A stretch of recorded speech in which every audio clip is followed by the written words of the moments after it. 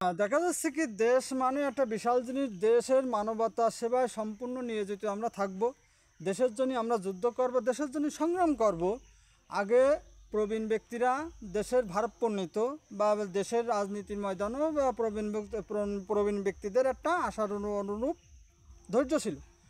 এখনও যত দিন যাচ্ছে যারা ওই টেলিভিশনে যারা ওই নায়িকাগিরি করে, টেলিভিশনে যারা নায়কগিরি করে, এখন সেই তাদের প্রতি এখন এই মানে বিভিন্ন দেশের চোখ তাদের প্রতি ওই টেলিভিশনের নায়ক আর ওই সিরিয়ালের নায়িকাদের প্রতি।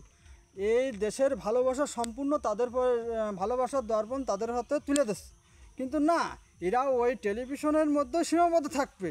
তার দেশের প্রতি তারা কিভাবে ভালোবাসা দেখাবে, তাই আমি এর পক্ষপাতী না। তা দেশের প্রতি ভালোবাসা দেখাতে গেলে ভালো বুদ্ধিমত্তা নিয়ে তাদের প্রতি ভারাপণ দিতে হবে এবং তাদের দেশের ভালোবাসার দর্পণ তাদের হাতে তুলে দিতে হবে। তাই ওই সমস্ত নায়ক আর নায়িকার প্রতি আমার আস্থা নাই।